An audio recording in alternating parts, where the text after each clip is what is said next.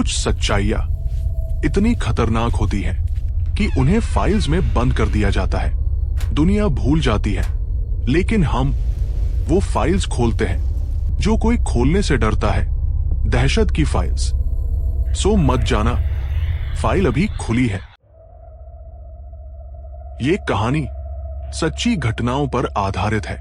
जो नाम आगे आएंगे वो बदल दिए गए हैं, लेकिन जगहें वही हैं, और जो हुआ वो आज भी समझ से परे है। Greater Kailash, south Delhi.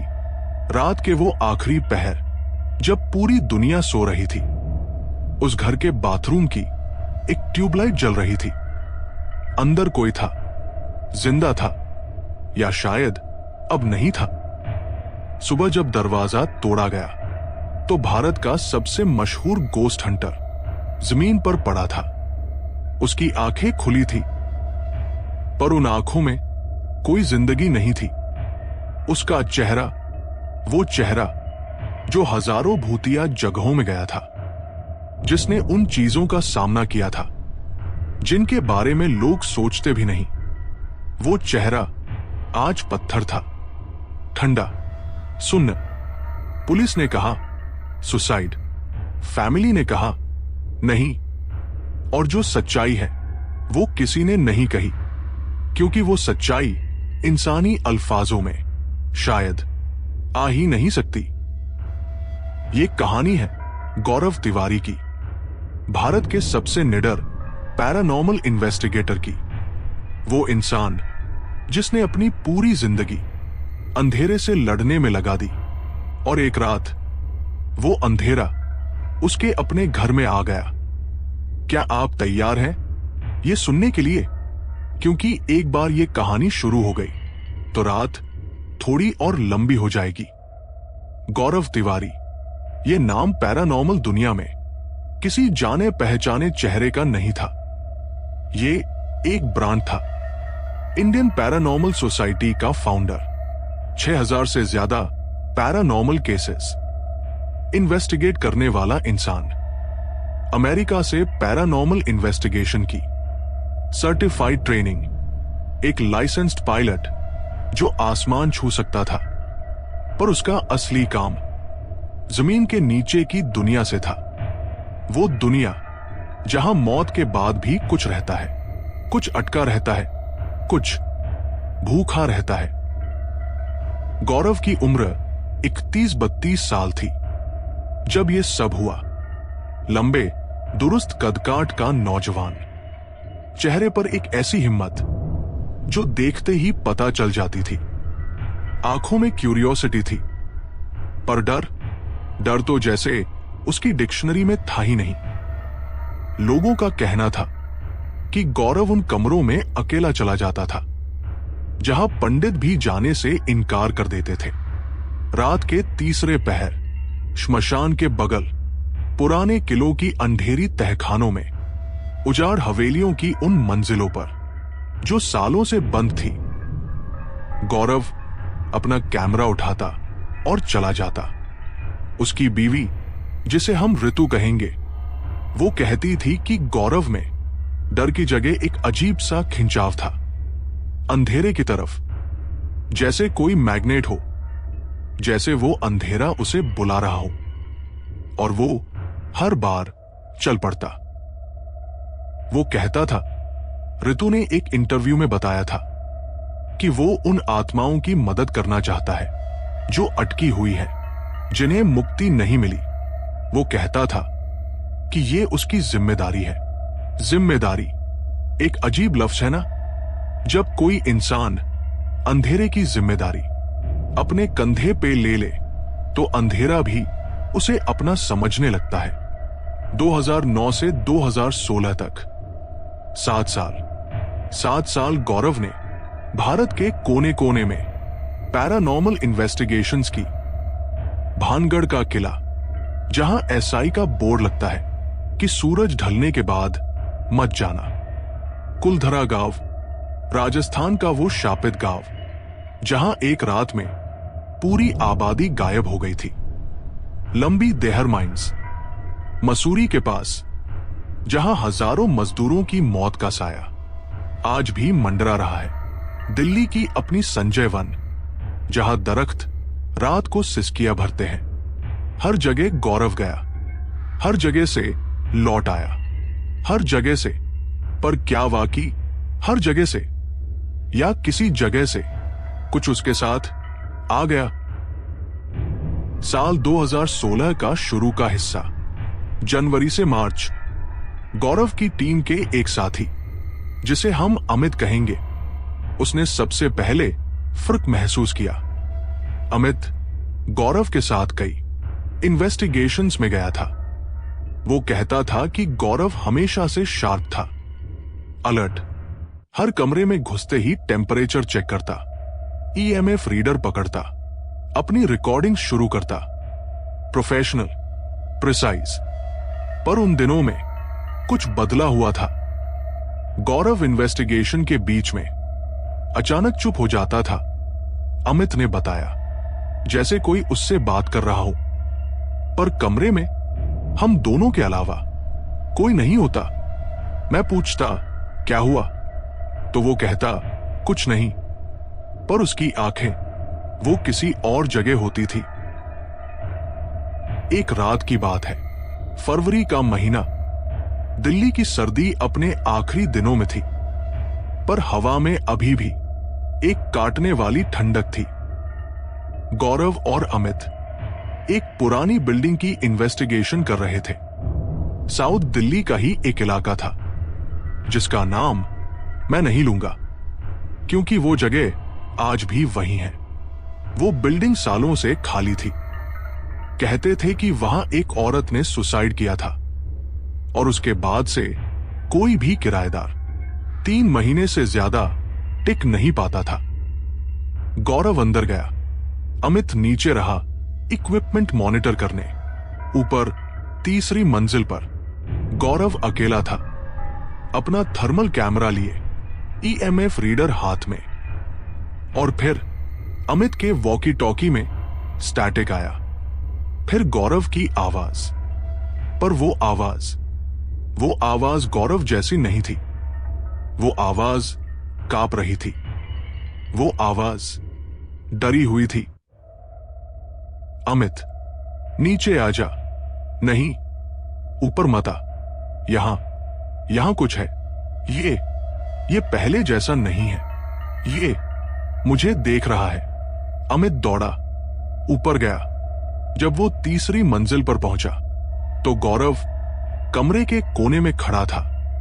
उसका कैमरा जमीन पर गिरा था, उसका हाथ कांप रहा था, और उसकी आंखें वो कमरे के दूसरे कोने में टिकी थी। उस कोने में कुछ नहीं था, या अमित को कुछ नहीं दिखा। गौरव ने सिर्फ इतना कहा, चल, यहां से चलना है अभी।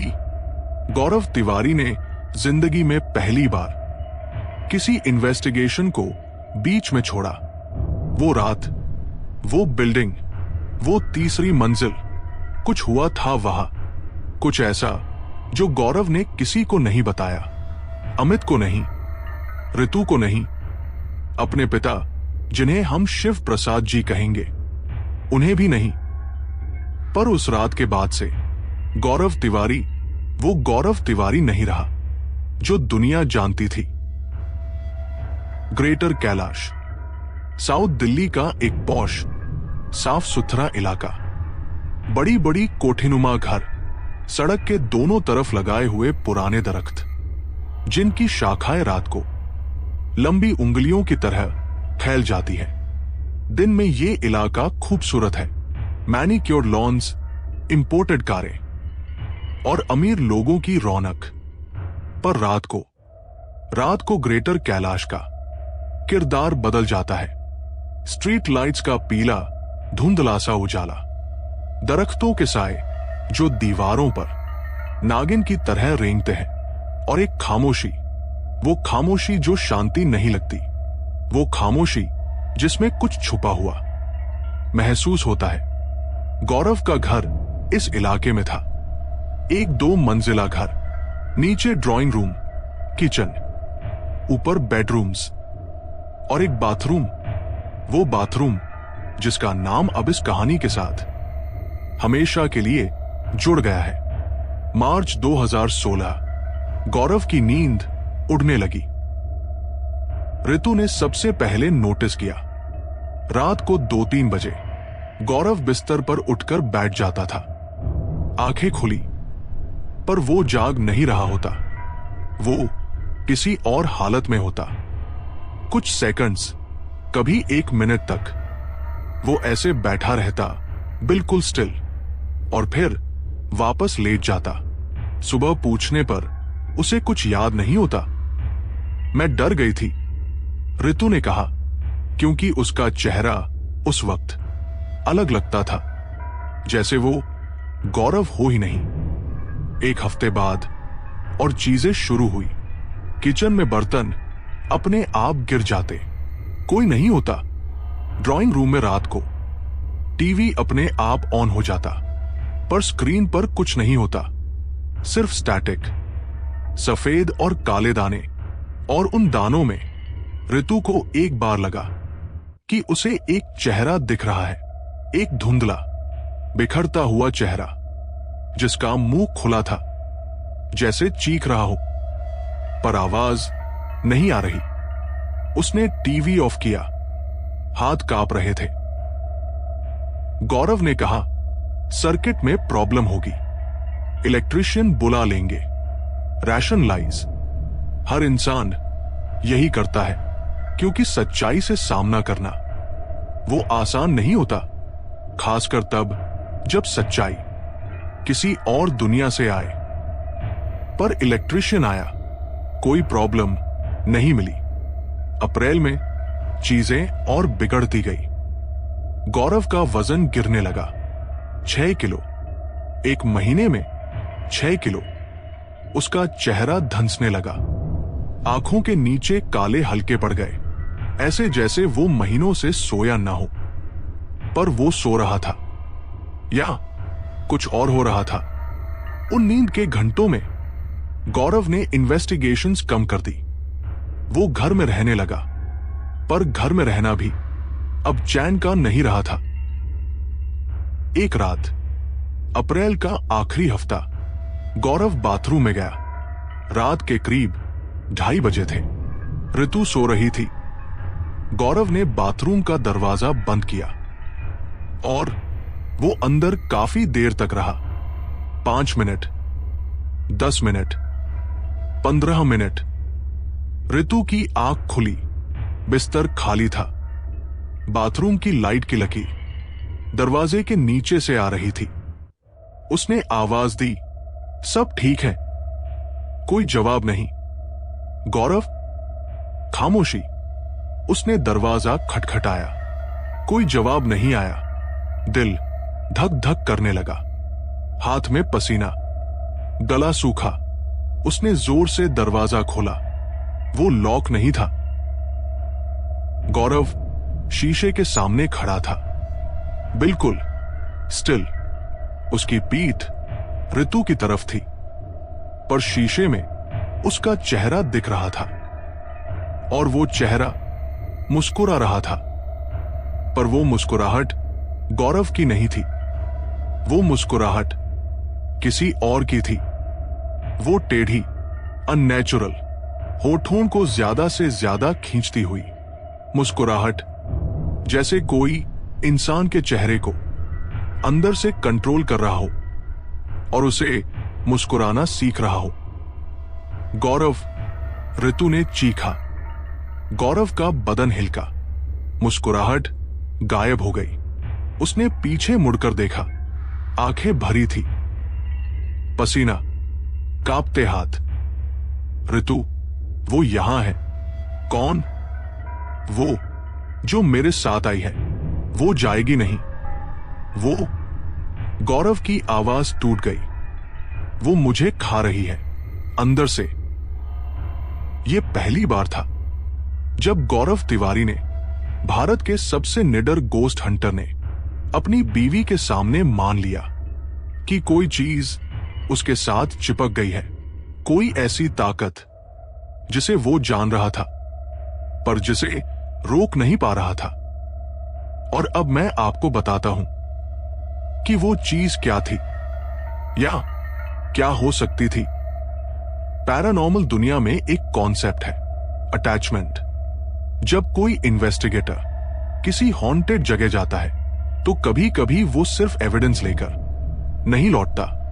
कभी कभी कुछ उसके साथ आ जाता है, एक प्रेजेंस, एक साया, एक ऐसी एंटिटी जो उस इंसान के एनर्जी फील्ड से चिपक जाती है, जैसे जों खून से चिपकती है, और धीरे धीरे बूंद बूंद उसकी लाइफ फोर्स चूस लेती है। हिंदू माइथोलॉजी में इसको सबसे करीब जो एंटिटी डिस्क्राइब करती है वो है पिशाच। पिशाच, ये नाम सुनने में ही रीढ़ में एक ठंडक दौड़ जाती है। पुरानी संस्कृत ग्रंथों में पिशाच को डिस्क्राइब किया गया है एक ऐसी एंटिटी के रूप में जो मृत्यु के बाद भी इस लोक में अटकी रहती है, पर भूत या प्रेत से अलग। पिशाच में एक जानवर जैसी भूख होती है। ये मानव एनर्जी को खाता है, प्राण शक्ति को, विल पावर को। ये अपने शिकार के मन में घुसता है, धीरे धीरे जैसे जहर नसों में फैलता है और अंदर से उसे खोखला कर देता है। पिशाच का कोई एक चेहरा नहीं होता। यह अपने शिकार के डर की शक्ल ले लेता है। अगर आप अंधेरे से डरते हैं तो ये अंधेरा बन जाता है। अगर आपको किसी मृत व्यक्ति का चेहरा सताता है तो ये वो चेहरा ले लेता है। ये शीशे में दिखता है जब आप नहीं देख रहे। ये सपनों में आता है, पर वो सपने सपने लगते नहीं, वो ज्यादा रियल लगते हैं असली जिंदगी से। पिशाच की सबसे खतरनाक बात यह है कि यह अपने शिकार को सुसाइड की तरफ धकेलता है, धीरे धीरे। पहले उसकी नींद छीनता है, फिर उसका खाना बंद करवाता है, फिर उसे लोगों से दूर करता है, और फिर जब इंसान अकेला, कमजोर और टूटा हुआ होता है तब पिशाच अपना काम करता है। और गौरव तिवारी के साथ बिल्कुल यही पैटर्न देखा गया। मई 2016 गौरव ने एक पुराने अघोरी से मिलने का फैसला किया। अमित के जरिए उसे एक अघोरी बाबा का पता चला, जिन्हें हम अघोरानंद बाबा कहेंगे। ये बाबा वाराणसी के घाटों पर रहते थे, श्मशान के पास। उनकी उम्र का अंदाजा लगाना मुश्किल था। 70 साल, 80। उनके बाल जटाए थी, भभूत से लिपा बदन, और आंखें, वो आंखें जिन्हें देखकर लगता था कि ये इंसान वो चीजें देख सकता है जो बाकी दुनिया नहीं देख सकती। गौरव वाराणसी गया अकेला। ऋतु ने मना किया था, शिव प्रसाद जी ने मना किया था, पर गौरव गया क्योंकि अब उसके पास कोई रास्ता नहीं बचा था। जब गौरव अघोरानंद बाबा के सामने बैठा तो बाबा ने उसे देखते ही पहला सवाल पूछा, कितने दिन से है तेरे साथ? गौरव चौंक गया। उसने कुछ बताया नहीं था अभी तक, पर बाबा को दिखाई दे रहा था 3 महीने, शायद 4। गौरव ने कहा। बाबा ने अपनी आंखें बंद की। कुछ देर खामोशी रही। घाट पर गंगा का पानी बह रहा था। श्मशान की चिता के धुएं की गंध हवा में थी, कावों की काव काव, और बीच में एक ऐसी खामोशी जो किसी मेडिटेशन की नहीं थी। वो खामोशी किसी से बात करने की थी। बाबा ने आंखें खोली और उनके चेहरे पर गौरव ने पहली बार किसी इंसान के चेहरे पर असली गहरी चिंता देखी। बेटा, ये पिशाच है, और ये कोई साधारण पिशाच नहीं। ये बहुत पुराना है, बहुत भूखा। तूने उस रात उस बिल्डिंग में जो महसूस किया था ना, वो तेरी गलती नहीं थी, पर तूने उसे एक्नॉलेज किया। तूने उसे देखा, और जब तू किसी ऐसी चीज को देखता है तो वो भी तुझे देखती है। बाबा ने बताया कि यह पिशाच उस बिल्डिंग में नहीं था। यह पहले से गौरव का पीछा कर रहा था। कई इन्वेस्टिगेशन से थोड़ा थोड़ा परतों में चिपक रहा था। पर उस रात बिल्डिंग में गौरव की हिम्मत का कवच टूट गया। उस रात गौरव ने डर महसूस किया, पहली बार सच्चा डर। और पिशाच के लिए वो डर, वो खाना था, वो दरवाजा था। उस एक मोमेंट में पिशाच पूरी तरह से गौरव के एनर्जी फील्ड में घुस गया। इसका इलाज है? गौरव ने पूछा। बाबा ने लंबी सांस ली। है, पर तू वो कर नहीं पाएगा। क्यों?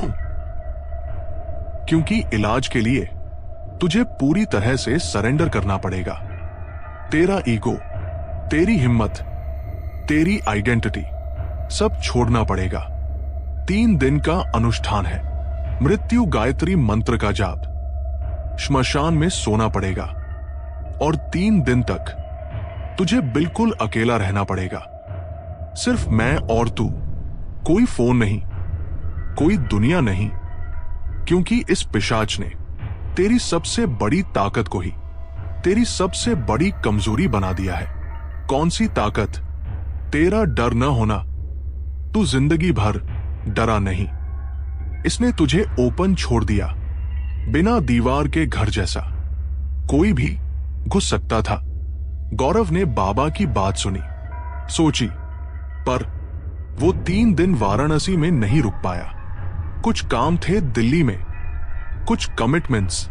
उसने कहा, मैं वापस आऊंगा। बाबा ने कहा, जल्दी आ, बहुत जल्दी, वरना। उन्होंने अपना वाक्य पूरा नहीं किया। गौरव दिल्ली लौटा, पर वो वाराणसी वापस कभी नहीं गया। जून 2016। अब घर का माहौल बिल्कुल बदल चुका था। ग्रेटर कैलाश का वो घर अब वो घर नहीं रहा था। वो एक कैदखाना बन गया था। दीवारों से नमी आने लगी, जबकि एसी चलता रहता था। एक कमरे में, सिर्फ एक कमरे में टेम्परेचर हमेशा बाकी घर से 5-6 डिग्री कम रहता। वो कमरा था गौरव का स्टडी, जहां उसकी सारी पैरानॉर्मल बुक्स थी, जहां उसकी इन्वेस्टिगेशन की रिकॉर्डिंग्स थी। उस कमरे में जाने से ऋतु ने मना कर दिया था, क्योंकि जब भी वो उस कमरे के पास से गुजरती, उसे लगता था कि दरवाजे के उस तरफ कोई खड़ा है, कोई जो सांस ले रहा है, धीमी, गीली, भारी सांस। गौरव अब दिन में भी अपने आप से बातें करता था, धीमी आवाज में। होंठ हिलते थे, पर आवाज नहीं आती थी।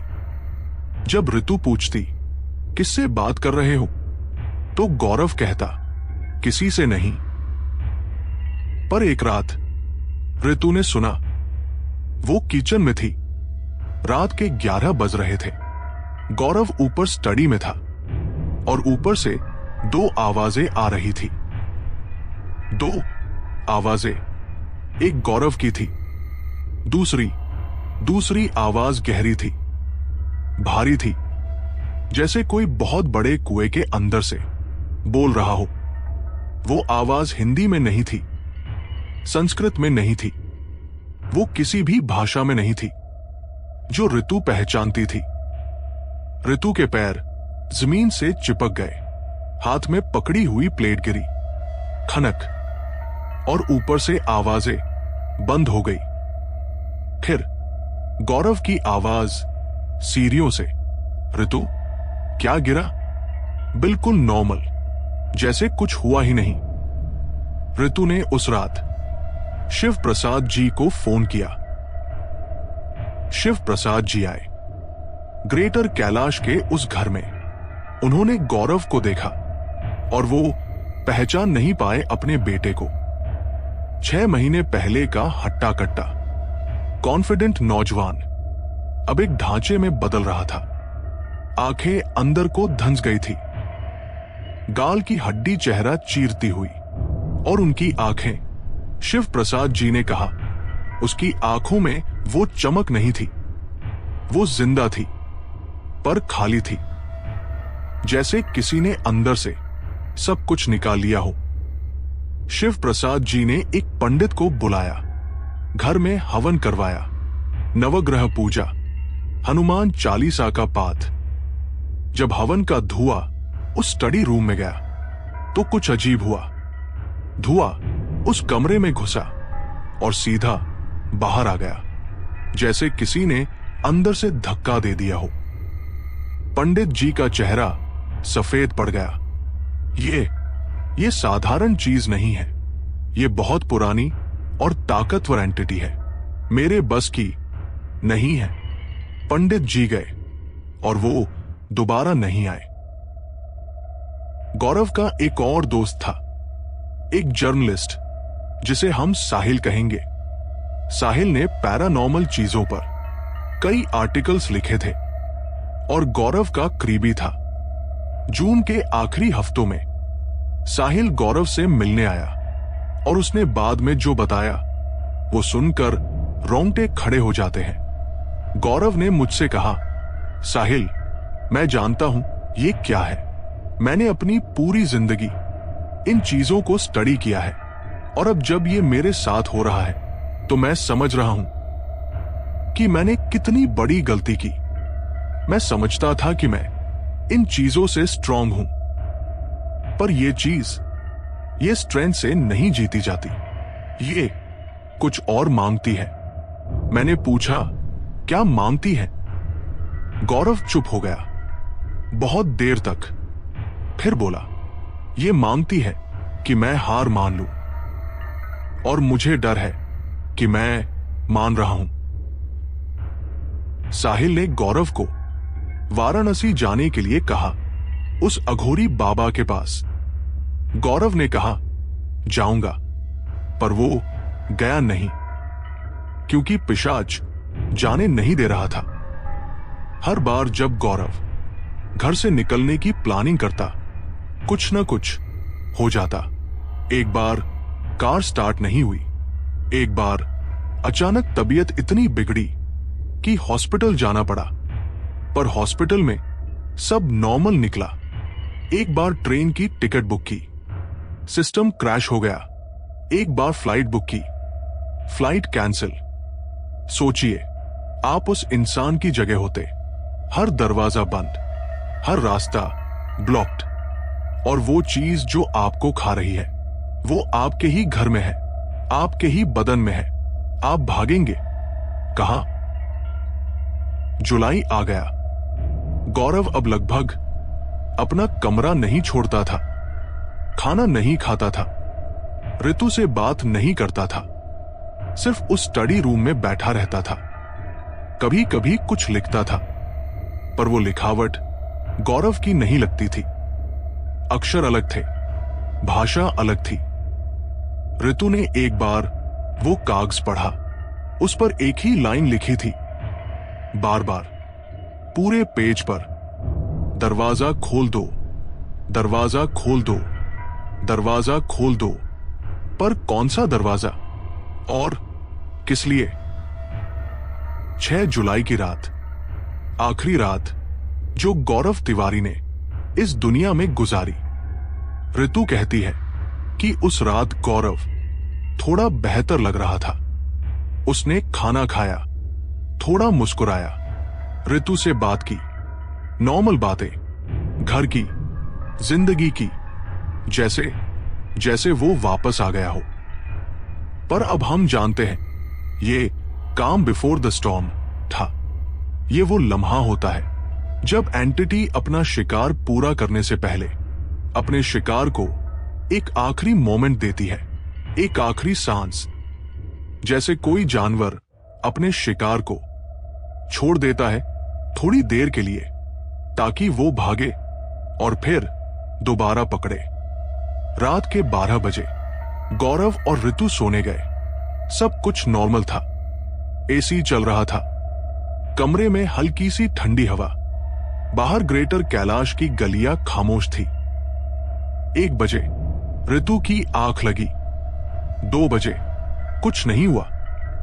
2:30 बजे ऋतु को नींद में अजीब सी बेचैनी हुई।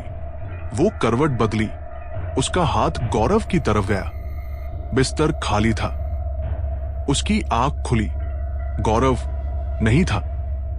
बाथरूम की तरफ देखा, लाइट जल रही थी। दरवाजे के नीचे से रोशनी की लकीर आ रही थी। गौरव?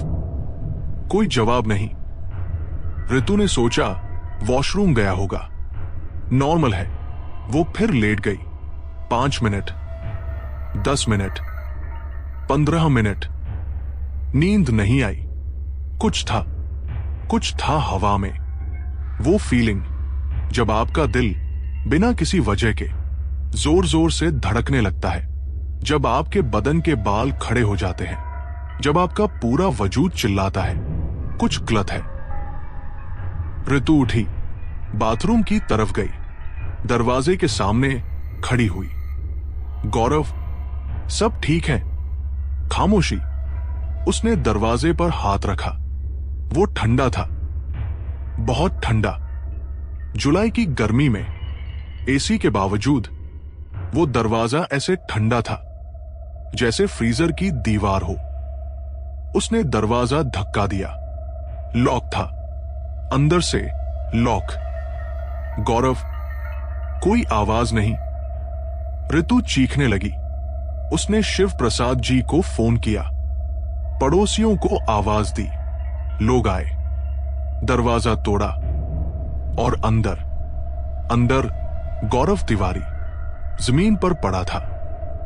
उसकी आंखें खुली थी, पर उनमें जिंदगी नहीं थी। 7 जुलाई 2016 सुबह के 2:45 बजे के आसपास भारत के सबसे मशहूर गोस्ट हंटर गौरव तिवारी की मौत हो गई। वो 32 साल के थे। पुलिस ने कहा सुसाइड, सफोकेशन, पर सवाल आज भी जिंदा है। गौरव के शरीर पर कोई चोट नहीं थी, जहर नहीं था, कोई सुसाइड नोट नहीं था। वो दरवाजा खोल दो वाली चिट्ठी को कोई सुसाइड नोट नहीं मान सकता। गौरव की मेंटल हेल्थ की कोई डॉक्यूमेंटेड हिस्ट्री नहीं थी। ये एक हेल्दी, सक्सेसफुल, नया शादीशुदा नौजवान था जिसके पास जीने की हर वजह थी। फिर क्यों? फैमिली ने फाउल प्ले की बात कही, इन्वेस्टिगेशन की मांग की, पर केस में कुछ खास आगे नहीं बढ़ा। पर एक बात है जो सबसे ज्यादा डिस्टर्बिंग है, सबसे ज्यादा सोचने पर मजबूर करती है। गौरव की मौत के बाद उस ग्रेटर कैलाश के घर में कुछ बदला। ऋतु कहती है कि गौरव के जाने के बाद वो स्टडी रूम जिसमें हमेशा ठंडा रहता था अचानक नॉर्मल हो गया। वो भारी सांस की आवाज बंद, वो नमी गायब। जैसे वो चीज जो गौरव के साथ थी उसकी जरूरत पूरी हो गई थी। जैसे उसने वो दरवाजा खोल दिया था जो वो खुलवाना चाहती थी। पर कौन सा दरवाजा? कहां का दरवाजा? अघोरानंद बाबा को जब गौरव की मौत की खबर मिली तो उन्होंने सिर्फ इतना कहा, मैं देर से बोला था उसे, और वो और देर से आया होता। पर सच्चाई ये है कि जब पिशाच किसी को चुन लेता है तो बहुत कम लोग बच पाते हैं। गौरव ने लड़ाई की, महीनों लड़ाई की, पर कुछ लड़ाइयां इंसान जीत नहीं सकता क्योंकि वो लड़ाई इंसान से है ही नहीं। आज भी पैरानॉर्मल कम्युनिटी में गौरव तिवारी का नाम ले लिया जाता है तो एक अजीब सी खामोशी छा जाती है। लोग उनके बारे में बात करते हैं, उनके काम की, उनकी बहादुरी की, उनके केसेस की, पर उनकी मौत के बारे में लोग टालने लगते हैं क्योंकि गौरव की मौत ने एक सवाल खड़ा कर दिया जो कोई नहीं पूछना चाहता। अगर भारत का सबसे ट्रेंड, सबसे एक्सपीरियंस्ड, सबसे निडर पैरानॉर्मल इन्वेस्टिगेटर उस चीज से नहीं बच सका, तो वो लोग जो बिना तैयारी के, बिना जानकारी के, बिना सुरक्षा के इन चीजों के सामने आ जाते हैं, उनका क्या होगा? क्या आप जानते हैं कि आपके आसपास क्या है? क्या आपने कभी रात को 3 बजे उठकर शीशे में देखा है? क्या आपने कभी अपने पीछे किसी की सांस महसूस की है जबकि कमरे में आप अकेले थे? क्या आपने कभी वो आवाज सुनी है, वो गहरी, दूरी से आती हुई आवाज जो आपका नाम लेती है? गौरव तिवारी ने अपनी पूरी जिंदगी इन सवालों के जवाब ढूंढने में लगा दी और आखिर में जवाब ने उसे ढूंढ लिया। ग्रेटर कैलाश का वो घर आज भी है। वहां अब कोई नहीं रहता। पड़ोसी कहते हैं कि कभी कभी रात को ऊपर वाली मंजिल में रोशनी दिखती है, पर बिजली का कनेक्शन तो कटे साल हो गया। और कभी कभी, सिर्फ कभी कभी आधी रात को उस घर के बाथरूम की खिड़की से एक चेहरा बाहर झांकता है। वो चेहरा मुस्कुरा रहा होता है, पर वो मुस्कुराहट गौरव की नहीं होती। वो मुस्कुराहट किसी और की होती है। और हां, आज रात जब आप सोने जाए तो बाथरूम का शीशा वो तरफ कर दीजिएगा, क्योंकि अगर आपने उसमें देखा और आपका रिफ्लेक्शन 1 सेकंड देरी से हिला तो समझ जाना दरवाजा खुल चुका है। तो ये थी आज की फाइल नंबर 1। अगर आपकी रूह कांप गई हो तो सब्सक्राइब कर लो और बेल आइकन दबा दो, क्योंकि कोई फाइल मिस नहीं होनी चाहिए। अगली फाइल इससे भी ज्यादा खतरनाक है, सो मत जाना। फाइल अभी खुली है।